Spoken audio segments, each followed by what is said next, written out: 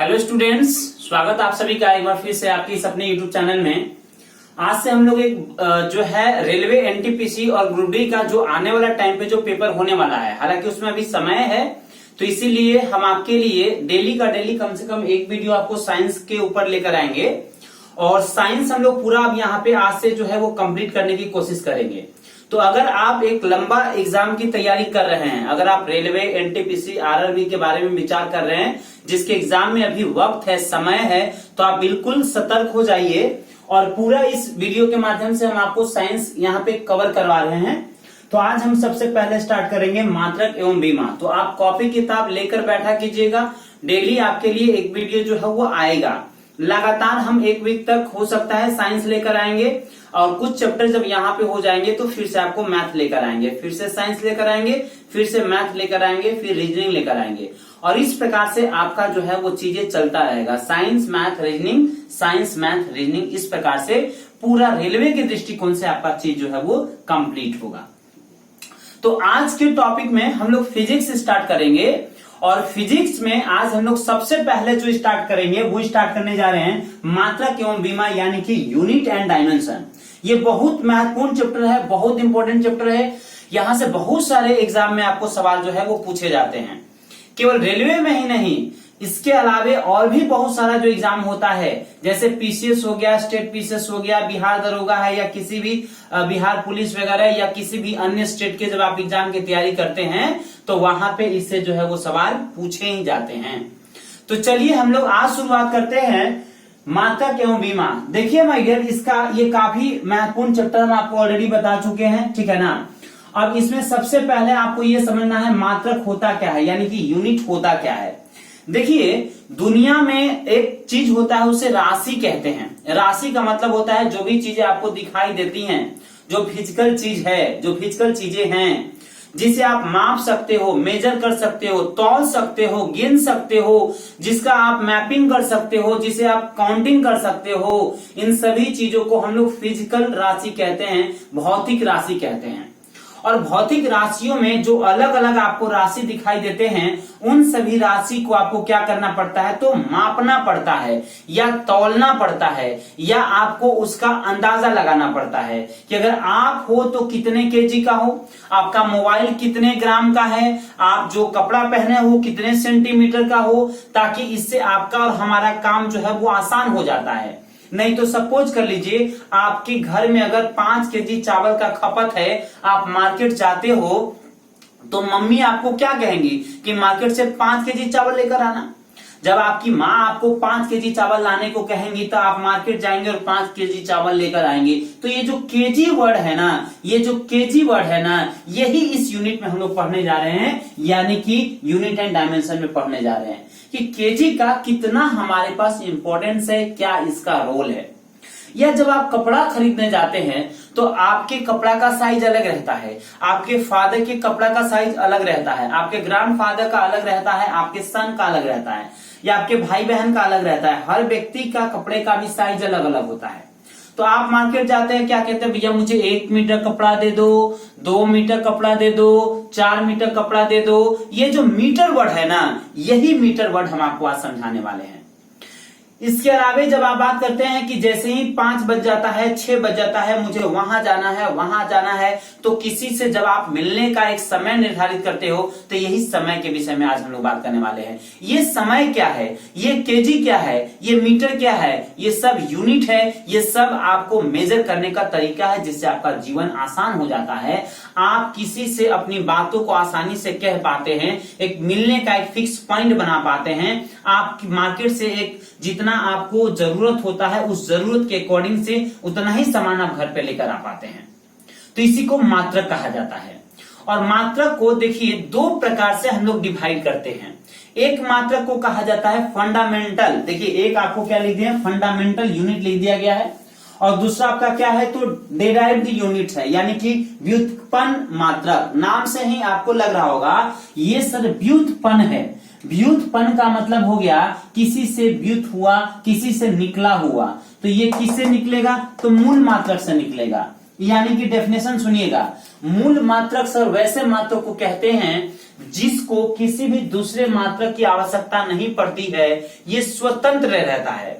तो ये स्वतंत्र रहता है और किसी अन्य मात्रक पर निर्भर नहीं करता है, उसे क्या कहते हैं? तो फंडामेंटल यूनिट कहते हैं, मूल राशि कहते हैं। लेकिन व्युत्पन्न क्या होता है, डेराइव्ड क्या होता है? एक वैसे यूनिट्स को आप व्युत्पन्न कह सकते हो, डेराइव्ड कह सकते हो, जिसको बनाने के लिए मूल मात्रक की आवश्यकता पड़ती है, यानी बिना इसके हेल्प के बिना ये आपका नहीं बनेगा। यानी अगर आपको डेराइव्ड निकालना है तो आपको फंडामेंटल का यूज करना पड़ेगा। अगर आप फंडामेंटल यूनिट्स का यूज नहीं करते हो तो ये व्युत्पन्न नहीं बन पाएगा, नहीं हो पाएगा। इसी को क्या कहते हैं? व्युत्पन्न मात्रक के नाम से जाना जाता है। सवाल ये उठता है कि सर मूल मात्रक कितने होते हैं? तो मूल मात्रक आप मुख्य रूप से जो होते हैं वो 7 होते हैं। यहाँ पे हम लिख दिए आपको, इनकी जो संख्या वो कितनी है? 7 है। इसके अलावा 2 और मात्रक होते हैं जिनको पूरक कहा जाता है, पूरक मात्रक कहा जाता है। ये 7 कौन कौन से हैं? तो लंबाई, द्रव्यमान, विद्युत धारा, समय, ताप, ज्योति तीव्रता, पदार्थ की मात्रा, ये 7 वो है टोटल। और सबका आप यूनिट भी याद कर लीजिएगा। तो लंबाई का यूनिट क्या होता है? मीटर होता है, ये बात आपको बिल्कुल क्लियर होगा। द्रव्यमान का क्या होता है? केजी, समय का सेकेंड, विद्युत धारा का एम्पियर, तापमान का केल्विन, ज्योति तीव्रता का कैंडेला जिसको सीडी से लिखते हैं, और पदार्थ की मात्रा का क्या होता है? मोल होता है, MOL से डिनोट करते हैं उसको। इसके अलावा 2 आपके एग्जाम में और पूछते हैं, ये दोनों कौन कौन से हैं? एक आपका समतल कोण रेडियन जिसको कहते हैं, एक आपका घन कोण जिसको स्टेरेडियन रेडियन से मेजर किया जाता है। तो ये दोनों भी काफी इंपोर्टेंट है, यहां से आपके एग्जाम में क्वेश्चन बनते हैं स्टेरेडियन रेडियन से और रेडियन से। पूछता है आपके एग्जाम में कि बताइए समतल कोण का जो होता है वो क्या होता है यूनिट? तो रेडियन। और घन कोण का, सॉलिड एंगल का क्या होता है? तो स्टेरेडियन। तो प्लेन एंगल का भी पूछता है आपसे, समतल कोण को प्लेन एंगल कहते हैं, और सॉलिड एंगल से भी पूछता है, स्टेरेडियन से भी पूछता है। ये काफी महत्वपूर्ण है, बहुत बार आपके एग्जाम में ये यहां से जो है वो क्वेश्चन आ चुके हैं। अब सवाल उठता है कि सर ये जो व्युत्पन्न मात्रक है ये क्या होता है? तो व्युत्पन्न मात्रक के बारे में हम आपको अभी थोड़ा देर पहले बताएं कि सर ये एक ऐसा मात्रक होता है जो स्वतंत्र नहीं होता है। यहाँ पे स्वतंत्र नहीं कहने का मतलब है ये डिपेंड करता है किस पे? तो मूल मात्रक पे डिपेंड करता है। बिना मूल मात्रक के बिना यहाँ पे व्युत्पन्न मात्रक नहीं निकल सकता है। जैसे के तौर पे बात करेंगे तो चाल का यूनिट हो गया, स्पीड का, वेलोसिटी का, या तो त्वरण की मात्रक आप कह सकते हैं, यानी कि जो आपके पास एक्सेलरेशन है उसकी मात्रक आप कह सकते हैं क्या होता है? तो व्युत्पन्न होता है। अब आपको पूरे इस चैप्टर में, पूरे यूनिट में सबसे जो इंपॉर्टेंट के तौर पे समझना है वो यही समझना है कि सर इसको कैसे निकाला जा सकता है। तो एक एक हम करके आपको यहाँ पे समझाएंगे, एक एक करके बताएंगे। आप पेन कॉपी लेकर बैठिएगा ताकि एक बार अगर आपका ये कॉन्सेप्ट क्लियर हो जाएगा, बिल्डअप हो जाएगा, तो दुनिया में किसी भी एग्जाम में जब आप जाएंगे बैठने के लिए, किसी भी एग्जाम को जब आप देंगे तो आपको जो है यूनिट डायमेंशन से क्वेश्चन आपका नहीं छूटेगा माय डियर। अब देखिए, एक पद्धति का नाम आप सुने होंगे, सिस्टम का नाम आप सुने होंगे। तो ये जो सिस्टम है ये हम लोग मुख्य रूप से 4 प्रकार से जो है इसको डिवाइड करके पढ़ते हैं, जिसमें एक CGS पद्धति होता है, एक MKS पद्धति होता है, और एक आपका क्या होता है? FPS पद्धति होता है, एक SI यूनिट होता है। ये हम लोग 4 चीज जो है वो पढ़ते हैं। अब देखिए, आप जरा ध्यान दीजिएगा, इसमें से जो सबसे महत्वपूर्ण चीज है वो ये तीनों है, लंबाई, द्रव्यमान और समय। लंबाई, द्रव्यमान और समय जो है ये सबसे इंपॉर्टेंट है, क्योंकि देखिए ये जो लंबाई का यूनिट होता है वो क्या होता है सर? तो इसको इंग्लिश में लेंथ कहते हैं, लेंथ कहते हैं, और इसको मीटर में लिखा जाता है। और यहाँ पे दूसरा क्या है सर? द्रव्यमान है। द्रव्यमान यानी कि मास हो गया, तो मास को सर केजी में लिखते हैं। और तीसरा क्या है सर? तो समय है, यानी कि इसको टाइम लिखते हैं, तो टाइम को सेकेंड में लिखा जाता है। तो चूंकि लंबाई का पहला अक्षर क्या है? एल है, तो इसको एल से लिखते हैं। और यहाँ पे द्रव्यमान का पहला अक्षर क्या है? मास, एम है, तो इसको एम से लिखते हैं। और यहाँ पे समय का पहला लेटर क्या है? टी है, तो इसको टी से लिखा जाता है। इस प्रकार से इसको डिनोट करेंगे और यहां से बीमा निकालेंगे। तो लंबाई, द्रव्यमान और समय को CGS में C का मतलब सेंटीमीटर, G का मतलब ग्राम और S का मतलब सेकेंड, यानी कि आपको मेजरमेंट की वह पद्धति जिसमें लंबाई को सेंटीमीटर में, द्रव्यमान को ग्राम में और समय को सेकेंड में मापा जाता हो, उसे क्या कहते हैं? CGS पद्धति कहते हैं, CGS पद्धति। और मापने की वह पद्धति जिसमें एम का मतलब मीटर, यानी लंबाई को मीटर में, द्रव्यमान को केजी में और समय को सेकेंड में मापते हैं, तो उसे क्या कहते हैं? एमकेएस पद्धति कहा जाता है। जबकि लंबाई को यदि फुट में और अगर हम लोग द्रव्यमान को पाउंड में और समय को सेकेंड में मेजर करेंगे तो उसे क्या कहेंगे? एफपीएस पद्धति कहते हैं। और यहाँ पे एमकेएस पद्धति का जो एडवांस वर्जन होता है, जो विस्तारित रूप होता है, उसी को एसआई यूनिट कहा जाता है। और एसआई यूनिट जो है 1960 में से जो है वो अपनाया गया था। 1960 में किसको? एसआई यूनिट को अपनाया गया था।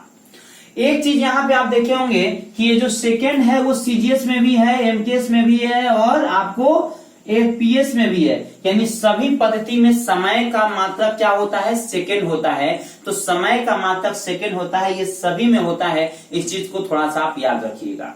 इतना आप स्क्रीनशॉट ले लीजिए, आप उतार भी लीजिएगा। इसके बाद अब इसको हम रफ करने जा रहे हैं, ठीक है ना? इसको अब हम रफ करने जा रहे हैं। रफ करने के बाद हम आपको क्या करेंगे, यहां से अब डिराइव्ड यूनिट हम आपको समझाने की कोशिश करेंगे, एक एक करके यहाँ पे आपको बताने की कोशिश करेंगे। इसलिए वीडियो को पूरा देखिएगा, कहीं पे स्किप जो है वो आप मत कीजिएगा। एक भी चीज अगर आप छोड़ेंगे तो आने वाले टाइम पे आपको बहुत दिक्कत महसूस होगा। तो उम्मीद करते हैं आप इसका स्क्रीनशॉट ले लिए होंगे। हम आपको समय भी दे दिए थे। अब इसको हम जो है वो रफ कर देते हैं और रफ करने के बाद अब आप हेडिंग क्या डाल दीजिए? व्युत्पन्न मात्रक आप हेडिंग डाल दीजिए, यानी कि ड्राइव्ड यूनिट जो है वो आप हेडिंग डाल दीजिएगा। ड्राइव्ड यूनिट में देखिए हमको बहुत सारा चीज पढ़ना है, तो एक एक करके यहाँ पे हम लोग जो है वो पढ़ने की कोशिश करेंगे, एक एक करके पढ़ने की कोशिश करेंगे। मूल मात्रक को हम मिटा देते हैं, मात्रक भी मिटा देते हैं। मूल मात्रक की संख्या कितनी है? तो 7 है। ये कौन कौन से हैं? लंबाई, द्रव्यमान, समय, विद्युत धारा को एम्पीयर में, ताप को केल्विन में, ज्योति तीव्रता को कैंडेला में, पदार्थ की मात्रा को मोल में मेजर करते हैं। और 2 पूरक मात्रक होता है, कौन कौन से आपको बता दिए। उसमें से एक समतल कोण है जिसको रेडियन में, और एक घन कोण जिसको सॉलिड एंगल कहते हैं, स्टेरेडियन में मेजर जो है वो किया जाता है। इतना बात अगर आपको समझ में आ गया है तो बहुत अच्छी बात है। अब हम आपके लिए व्युत्क्रम मात्रक बताने वाले हैं, यानी कि डिराइव्ड में कौन कौन से होंगे। तो ड्राइव में देखिए बहुत सारे हो सकते हैं। अब हमको एक एक करके जो है यहाँ पे सीखना है। तो सबसे पहले जो यहाँ पे सीखने जा रहे हैं, वो देखिए बहुत सारा सीखेंगे। सबका पहले नाम लिख देते हैं हम आपको, क्या क्या चीज का सीखेंगे यहाँ पे। अब हम आपको कुल मिला के यूनिट एंड डायमेंशन पढ़ाने जा रहे हैं। तो देखिए एक तो लंबाई का तो आप समझ गए, लंबाई का सर। एक आप क्या पढ़ लिए सर? द्रव्यमान का पढ़ लिए, द्रव्यमान का। तीसरा क्या सर पढ़ लिए आप? तो समय का पढ़ लिए। अब चौथा में एक देख लेते हैं हम लोग, विस्थापन का देख लेंगे। विस्थापन के बाद किसका देख लेंगे, यानी कि सबको इंग्लिश में लिख देते हैं। लंबाई को लेंथ कहते हैं माय डियर, लेंथ कहा जाता है। द्रव्यमान को मास कहा जाता है, समय को टाइम कहा जाता है, और विस्थापन को डिस्प्लेसमेंट कहा जाता है। डिस्प्लेसमेंट के नाम से इसे जो है वो जाना जाता है। डिस्प्लेसमेंट के बाद हम लोग स्पीड एंड वेलोसिटी देखेंगे। तो वेलोसिटी देख लेते हैं, वेलोसिटी यानी कि वेग का हम लोग जो है यहाँ पे देख लेंगे डायमेंशन। और इसके बाद श्लेषण का देख लेंगे, श्लेषण का यानी कि त्वरण का हम लोग देख लेंगे, त्वरण का देख लेंगे। तो पहले इतना सारा चीज देखेंगे। इसके बाद सबसे इंपॉर्टेंट, सबसे महत्वपूर्ण, बहुत महत्वपूर्ण की चर्चा करेंगे 7वां नंबर पे, उसे बल कहा जाएगा। बल यानी कि फोर्स, बहुत इंपॉर्टेंट है, ये बहुत बार एग्जाम में आता है। और फोर्स के माध्यम से हम लोग बहुत सारे जो है वो यूनिट को निकालेंगे आने वाले टाइम पे। जैसे फोर्स के माध्यम से हम लोग दाब का भी निकाल पाएंगे, दाब बोले तो प्रेशर, प्रेशर का भी हम लोग किससे निकाल पाएंगे? तो बल के माध्यम से ही निकाल पाएंगे। इसके अलावा हम लोग बहुत सारा देखेंगे, जैसे कार्य का भी हम लोग देखेंगे, ऊर्जा का देखेंगे। इसके अलावा कार्य, ऊर्जा, शक्ति का भी देखेंगे, जिसको इंग्लिश में पावर कहा जाता है। ऊर्जा को क्या कहते हैं आप? एनर्जी कहते हैं। और कार्य को क्या कहते हैं? तो वर्क कहते हैं। तो इन सभी चीजों का हमको क्या देखना है? यूनिट देखना है एंड डायमेंशन देखना है, सब चीज देखना है। तो एक एक करके समझने की कोशिश करते हैं। सबसे पहले तो इतना बात आपको क्लियर होगा कि सर लंबाई का क्या होता है? मीटर होता है। और द्रव्यमान का क्या होता है सर? केजी। और समय का क्या होता है सर? सेकेंड। तो आपको 3 चीज में लिखना पड़ता है कहीं पे भी, समझिएगा, मूल मात्रक में। हालांकि जहां करंट आएगा वहां पे एम्पियर में भी लिखेंगे। एक आपको लिखना पड़ता है बाबू एम में, और एक एल में, और एक टी में। तो जहां जहां जितना जितना केजी होगा उतना एम के माथे पे लिख देना। मतलब मान लो केजी का पावर अगर 5 है, 5 को अगर केजी है बाबू, तो एम का पावर भी कितना आ जाएगा, 5 आएगा। और जहां जहां लेंथ रहेगा, जहां जहां लेंथ, तो लेंथ जहां जहां मीटर रहेगा तो वहां एल के ऊपर लिख देना, पावर में लिख देना। मान लो मीटर अगर स्क्वायर है या मीटर क्यूब है तो एल के माथे पे 3 लिख देना। और जहां जहां सेकेंड रहेगा, मान लो सेकेंड का पावर 4 है तो टी का पावर 4 लिख देना। और फाइनली अगर इसको एक में मिला के लिखोगे तो एम का पावर 5, एल का पावर 3 और टी का पावर 4 हो जाएगा। ये बात आप थोड़ा सा सीख लो, बहुत आसान है। एक चीज और यहाँ पे सीख लेना, अगर कहीं पे 1 बटा केजी का स्क्वायर रहेगा और ये केजी अगर ऊपर ले जाओगे तो केजी -2 हो जाएगा। नीचे वाला चीज जब ऊपर जाता है तो माइनस में हो जाता है। और अगर मान लो यहाँ पे 1 बटा में मीटर स्क्वायर और केजी 3 हो, तब ये क्या हो जाएगा, मीटर -2 और केजी -3 हो जाएगा, क्योंकि नीचे प्लस में है, ऊपर जाएगा तो क्या चीज में हो जाएगा, माइनस में हो जाएगा। अब यहाँ पे एक और देख लो, मान लो अगर नीचे माइनस में रहेगा, जैसे मान लो नीचे में सेकेंड का पावर -3 है और मीटर का पावर 2 है, तो ये जब ऊपर जाएगा तो सेकेंड प्लस में हो जाएगा, तो सेकेंड 3 हो जाएगा और मीटर क्या हो जाएगा, -2 हो जाएगा, क्योंकि मीटर के माथे पे प्लस है और सेकेंड के माइनस पे माइनस है, तो माइनस वाला प्लस हो जाता है, प्लस वाला माइनस हो जाता है। तो अगर आप ये वाला कॉन्सेप्ट हमारे साथ समझ रहे हैं तो कहीं पे भी आपको दिक्कत नहीं होगा। अब लंबाई से जरा देखते हैं बाबू, लंबाई में आपका क्या क्या है जरा समझिएगा। एम, एल और टी लिखना है ना, एम, एल और टी लिखना है ना आपको। तो केवल मीटर एगो है, तब मीटर मतलब लेंथ के माथे पे एगो, और एम के माथे पे 0, टी के माथे पे भी 0। आप एक बात बताओ, दुनिया का कोई भी पावर का वैल्यू कितना होता है? अगर मान लीजिए x का पावर 0 हो तो मान कितना होता है सर, 1 होता है। 100 का पावर 0 का मान कितना होता है, 1 होता है। 50 का पावर 0 का मान 1, 44 का पावर 0 का मान 1। कोई भी डिजिट हो आपके पास, उसका पावर अगर 1 आ गया, 0 आ गया, तो उसका वैल्यू 1 हो जाता है। तो यहाँ पे m का पावर जब 0 आ गया तो इसका भी वैल्यू कितना आ जाएगा, 1 आ जाएगा। तो क्या आप इसे 1 यहाँ लिख सकते हैं क्या? एल का पावर वहां पे 1 है, 1 रहने दीजिए। एल का पावर 1 लिखने का कोई मतलब नहीं रहता है, 1 को आप छोड़ सकते हो। और यहाँ पे टी का पावर 0 है तो इसको भी तो 1 लिख सकते हैं। तो फाइनल क्या बन गया, केवल एल बन गया बस। यानी कि लंबाई का जो बीमा बन गया वो देखिए एल बन गया बस।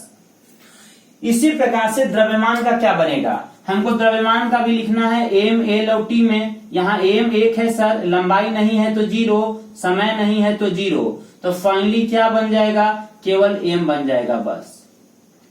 और अगर समय का देखेंगे तो समय में मुझे एम में लिखना है, एल में लिखना है और टी में लिखना है, हाँ ना।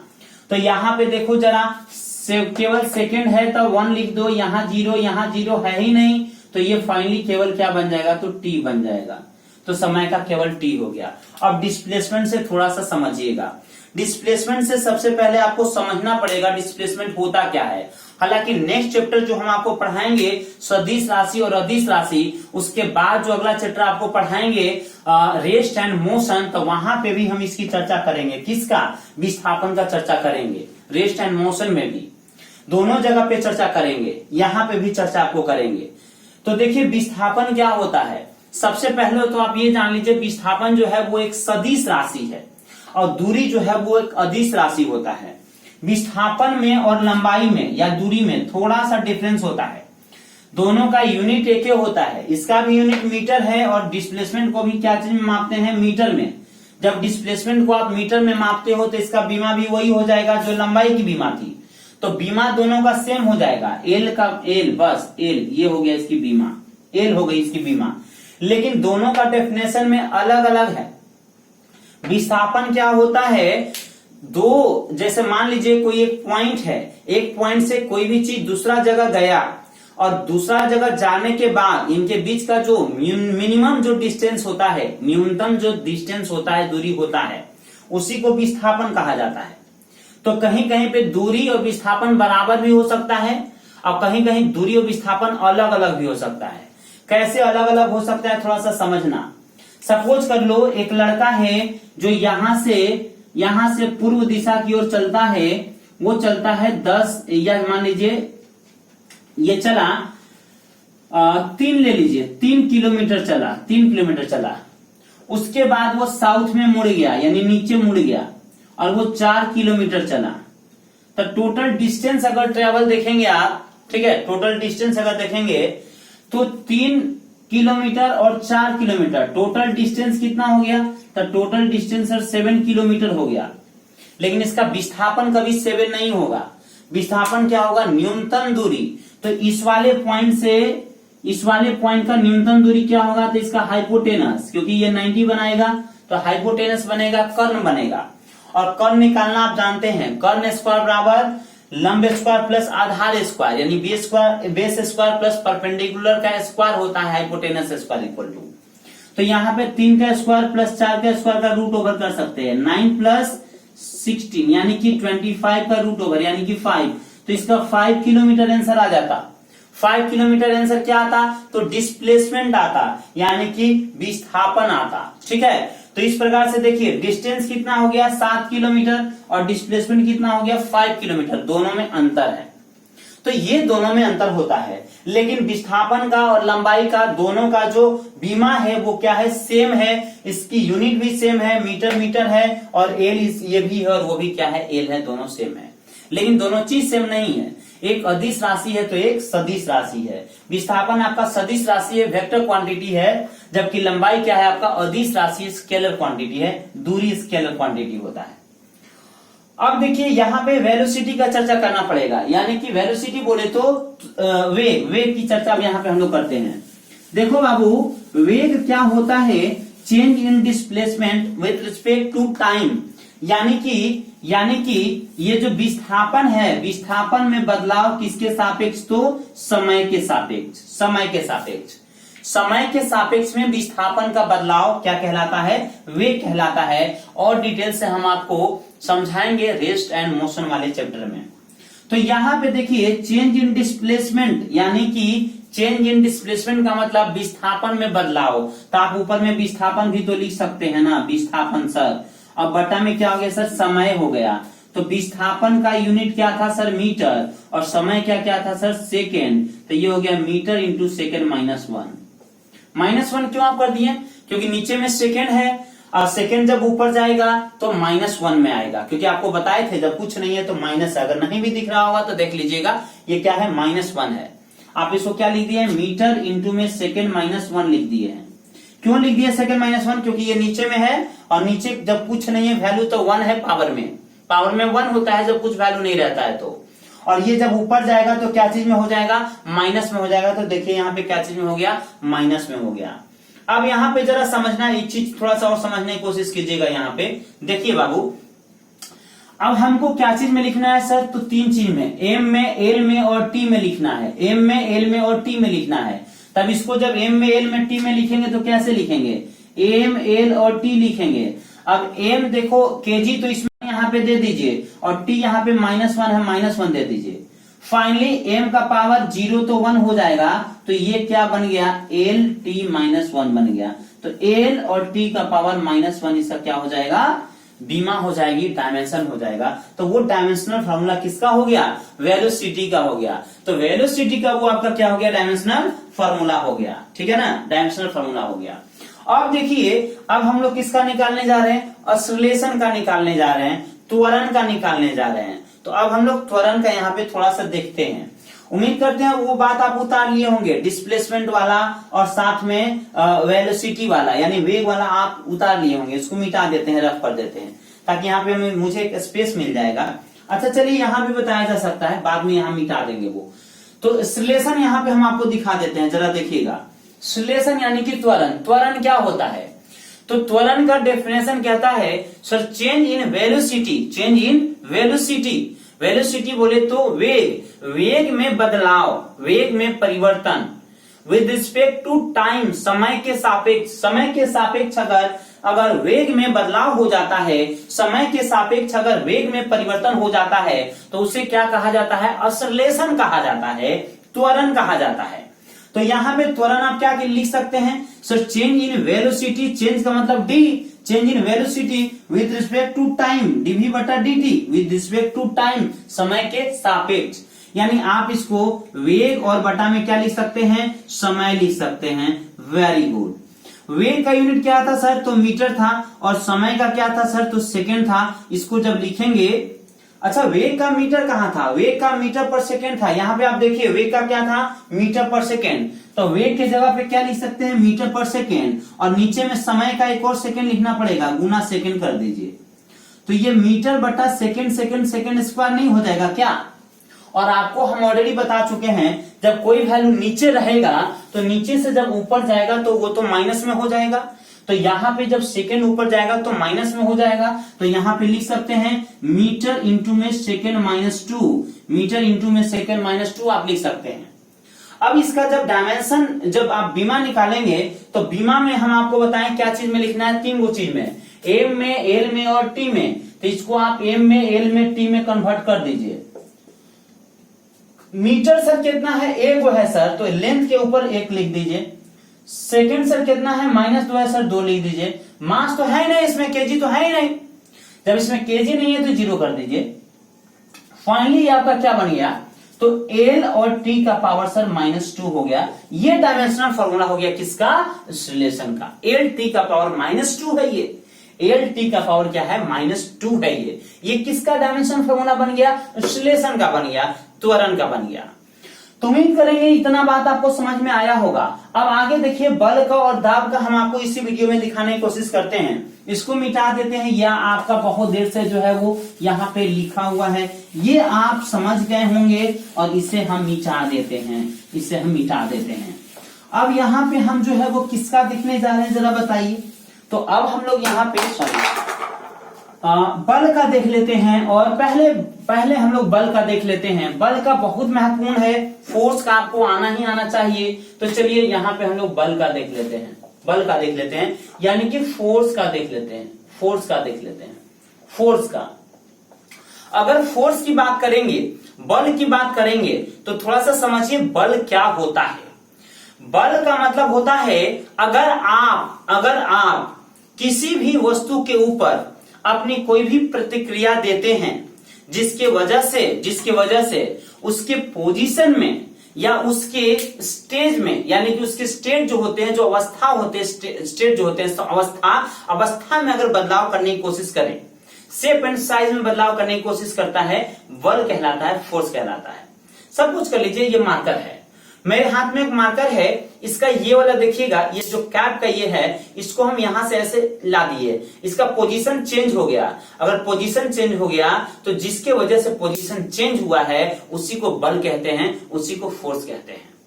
अब ये कैप यहाँ पे बंद है, अब कैप को हम यहां से खोलने की कोशिश किए, खुल गया। ये किसके वजह से, बल की वजह से, फोर्स की वजह से। अब ये आपके पास देखिए बोर्ड है, अगर हम बोर्ड को ऐसे धक्का लगाते हैं, देखिए इसका कोई पोजीशन चेंज नहीं हुआ, तो आप कहोगे सर पोजीशन चेंज नहीं हुआ, शेप भी चेंज नहीं हुआ, तो क्या सर यहाँ पे आप बल नहीं लगाए, तो लगाए थे, लेकिन असंतुलित बल हम नहीं लगाए थे, उसके बल से ज्यादा नहीं लगाए थे।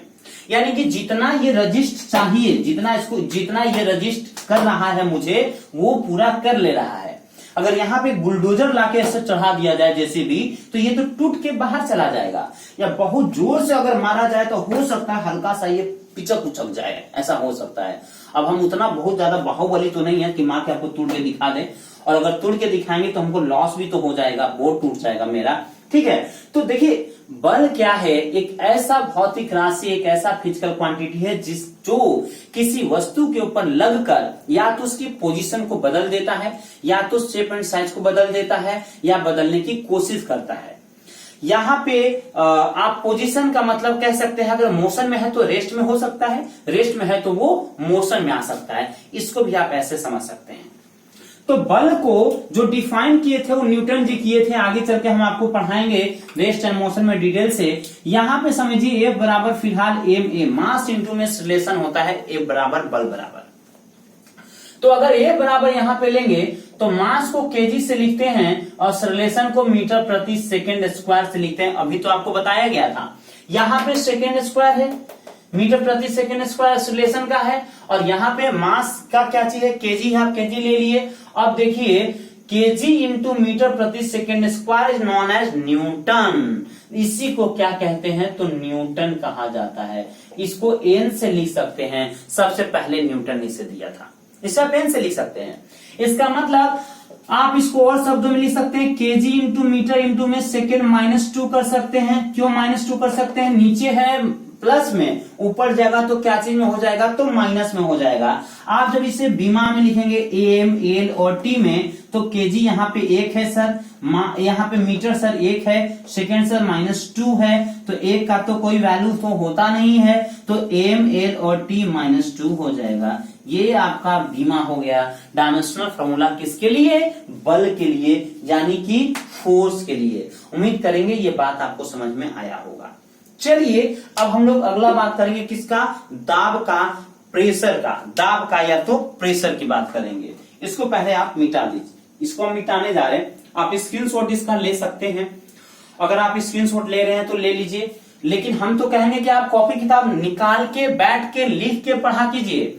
अगर जब तक आप देखिए, YouTube पर वीडियो देखने का फायदा कब होता है, जब किसी भी शिक्षक को आप फॉलो करते हैं और अच्छी प्रकार से करते हैं।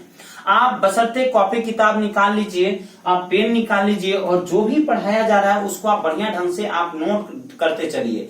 एक समय ऐसा आएगा कि आपको लगेगा कि अच्छा हुआ था हम कोई कोचिंग ज्वाइन नहीं किए थे, यहाँ से तो सारा चीज हमको मिल ही गया, और सब चीज आपको जो है वो पढ़ा दिया जाता है। लेकिन आपको भरोसा नहीं हो पाता है। क्यों नहीं हो पाता है, इसका वजह है क्योंकि आप क्या करते हैं कि डिस्ट्रैक्ट होते रहते हैं, कभी ये कभी वो कभी वो कभी वो, इसलिए दिक्कत होता है।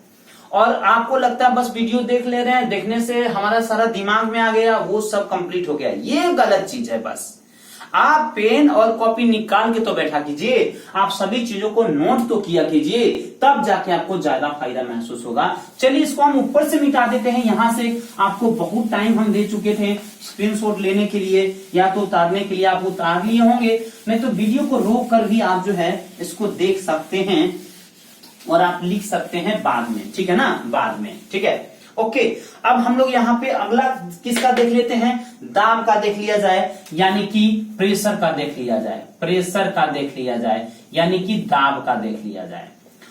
अगर हम लोग दाब की देखने की कोशिश करेंगे माय डियर, प्रेशर को देखेंगे तो प्रेशर होता क्या है, तो प्रेशर क्या होता है सर, अगर हम यहाँ पे बोर्ड पे ऐसे मान लीजिए कि बल लगाएं, तो बोर्ड तो हमारा इतना बड़ा है, बहुत बड़ा साइज का है, लेकिन इतने बड़े साइज में 1 मीटर स्क्वायर जगह पर, ध्यान दीजिएगा हम 1 मीटर स्क्वायर जगह बोल रहे हैं।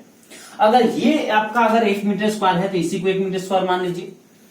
1 मीटर स्क्वायर जगह पर कितना हम बल लगा सकते हैं, उसी को दाब कहा जाता है, उसी को प्रेशर कहा जाता है। यानी कि प्रेशर सर कुछ नहीं है, pressure is nothing but force per unit area, force बटा एरिया, यानी बल बटा में क्षेत्रफल, बल बटा में क्षेत्रफल को क्या कह सकते हैं आप, दाब कह सकते हैं, प्रेशर कह सकते हैं।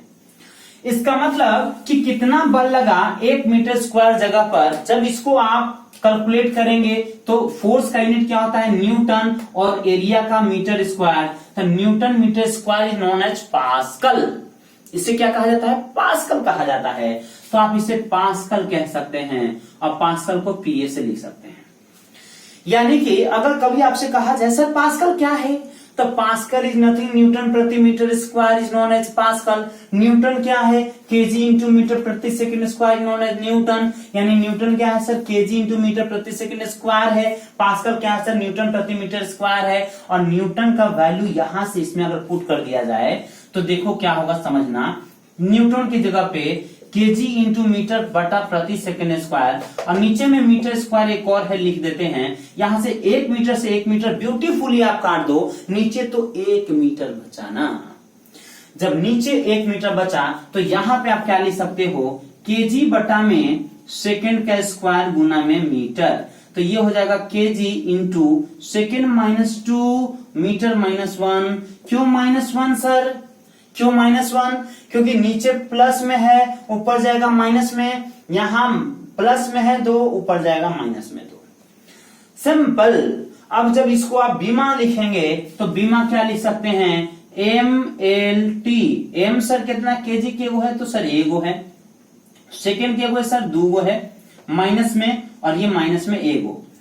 तो ml-1 और T-2 is the dimension formula for pressure, यानी कि प्रेशर के लिए, दाब के लिए ये क्या हो गया, उसका डायमेंशनल फॉर्मूला हो गया, डायमेंशनल फॉर्मूला हो गया। तो उम्मीद करेंगे आपको प्रेशर का डायमेंशनल फॉर्मूला समझ में आ गया होगा, इसका यूनिट समझ में आ गया होगा। यही तो इसका यूनिट है, पास्कल इसका ऐसा यूनिट है, सभी ऐसा यूनिट बता रहे हैं। और न्यूटन मीटर -2 भी लिख सकते हैं, क्योंकि नीचे में ये प्लस में था 2, और आपको बता दिया है जब प्लस ऊपर जाएगा तो क्या चीज में होगा, माइनस में होगा। तो यहाँ पे देखिए क्या चीज कर दिए, माइनस में कर दिए। तो देखिए अगर आपको समझ में आ रहा है तो कमेंट बॉक्स में जरूर बताते रहा कीजिए, हाँ सर समझ में आ रहा है। और अगला वीडियो आपको जो लेकर आएंगे उसमें भी आप बताइएगा। हम लोग का पढ़ने का कुछ ऐसा टेक्निक होगा अभी लगातार, कि सबसे पहले हम लोग लेक्चर को जो है वो कंप्लीट करेंगे, और 5-6 लेक्चर जब कंप्लीट हो जाएगा तो हम मतलब टेस्ट आपका जो है वो कंडक्ट करवाएंगे, टेस्ट आप कर लेंगे, वो भी ऑनलाइन ही रहेगा। और उस प्रकार से हम लोग टेस्ट में भी पार्टिसिपेट करेंगे, और उसके बाद सब मिला जुला के एक बार फिर से टेस्ट लाइव लिया जाएगा, ठीक है ना। तो बिल्कुल परेशान मत होइए, हर चीज आपका जो है वो कंप्लीट होगा, परेशान नहीं होना है। इसको आप उतार लिए होंगे। तो अगला हमारा टारगेट क्या है, कार्य, ऊर्जा और शक्ति। देखिए कार्य, ऊर्जा और शक्ति को पढ़ने का एक और रास्ता है हमारे पास, हम लोग सब तब पढ़ लेंगे, इतना आपको टाइम देते हैं ताकि आप इसको स्क्रीनशॉट लीजिए या आप उतार लीजिए। तब पढ़ लेंगे जब स्पेशल हम लोग कार्य, ऊर्जा, शक्ति पढ़ेंगे, तब ये स्पेशल चैप्टर भी है, स्पेशल चैप्टर भी है। तो जब कार्य, ऊर्जा और शक्ति जब हम आपको पढ़ाएंगे तो वहीं पे पढ़ लिया जाएगा, क्या दिक्कत है, वहीं पे पढ़ लिया जाएगा, ठीक है ना। लेकिन इसमें से एक को खाली आपको बताते चलते हैं वर्क का, ठीक है, कम से कम वर्क का बताते चलते हैं, क्योंकि बहुत देर से आप जो है वो इंतजार कर रहे हैं कि शायद हमें वर्क का भी यहाँ पे मिल जाए। तो चलो थोड़ा सा और काम कर लेते हैं, इसमें वर्क का भी कर लेते हैं।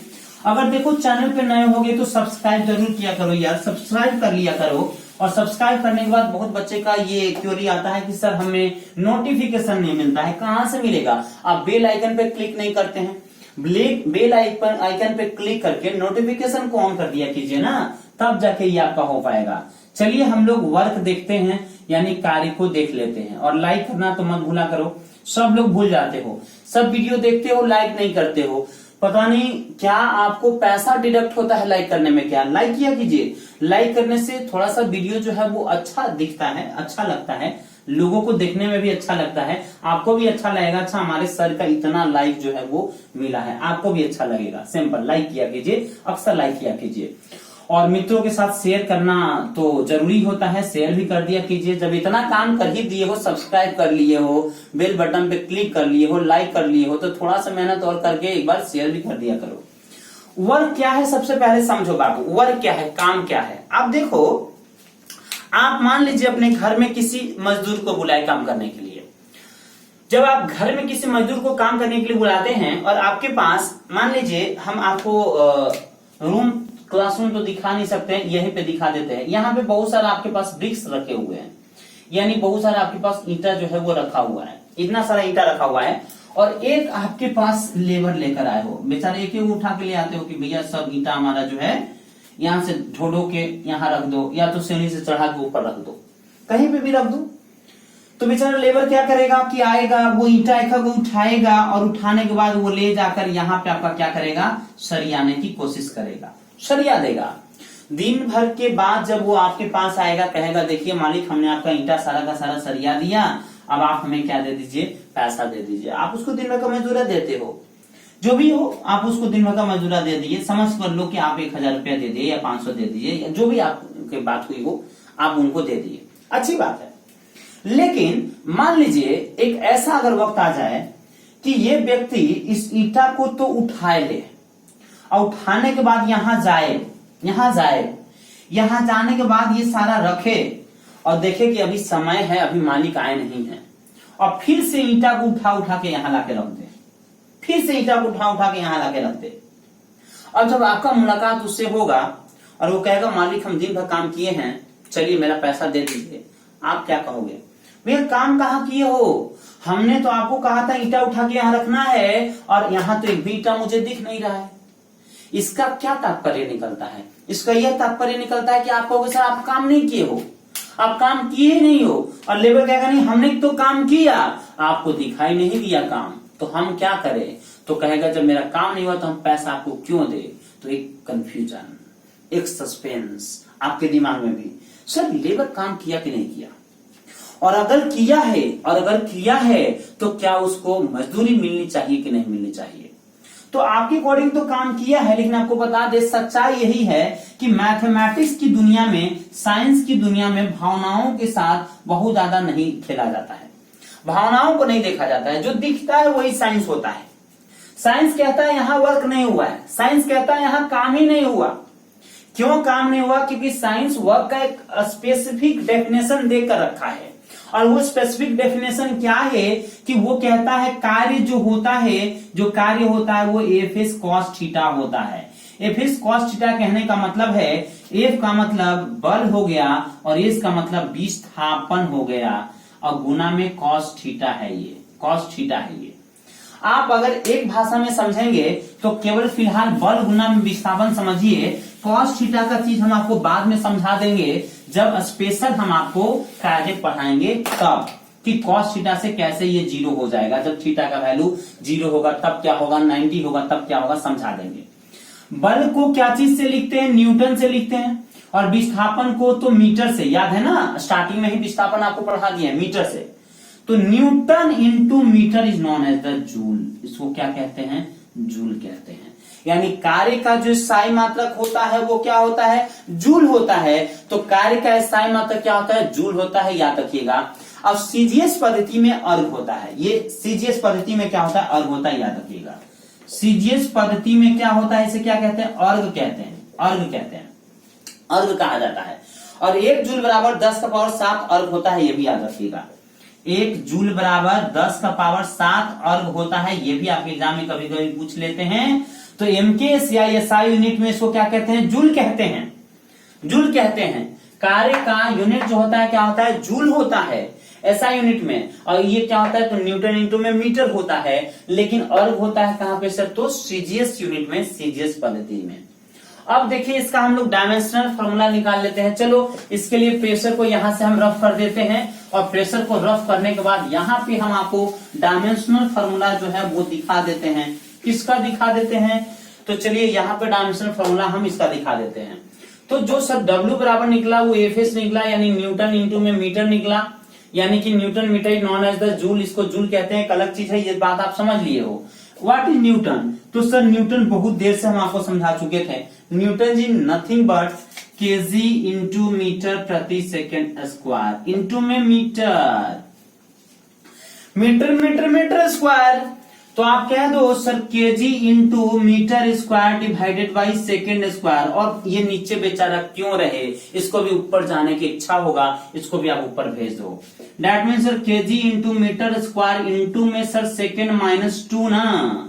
जब इसको आप MLT में ले जाएंगे तो MLT, एम सर केजी कितना है सर? तो केजी 1 है तो 1 कर दीजिए, मीटर सर 2 है तो 2 कर दीजिए, और सेकेंड -2 है तो -2 कर दीजिए। फाइनली सर ML 2 और T -2 is the dimensional formula for work. यही आपका वर्क का क्या है? डायमेंशनल फॉर्मूला है।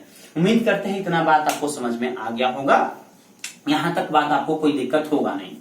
तो यूनिट एंड डायमेंशन का आज का क्लास यहाँ सफिशियंट है। इसके बाद का जो चीज है ऊर्जा और शक्ति, वो हम आपको जब स्पेसिफिक चैप्टर पढ़ाएंगे, energy and power, work energy and power एक स्पेशल चैप्टर बन के आएगा आपको आगे, तो वहां पे इन सभी चीजों का चर्चा हम कर देंगे। तो उम्मीद करते हैं आपको ये वीडियो समझ में आया होगा, अच्छा लगा होगा। एक काम कीजिए, आप इसका स्क्रीनशॉट तो ले ही लीजिएगा। और चलते चलते आपको हम बता दें कि कल के क्लास में हम लोग पढ़ लेंगे सदिश राशि, अदिश राशि, थोड़ा सा हम लोग चर्चा कर लेंगे। या सदिश राशि, अदिश राशि के विषय में एक छोटा सा चैप्टर है, ठीक है ना। तो कभी हम चर्चा जो है वो कर देंगे बीच में, किसी चैप्टर के बीच में, सदिश राशि, अदिश राशि का बीच में कभी चर्चा हम आपको कर देंगे। और इसके बाद हम आपको रेस्ट एंड मोशन जो है पढ़ाने की कोशिश करेंगे। तो नेक्स्ट वीडियो मिलेंगे। Thank you.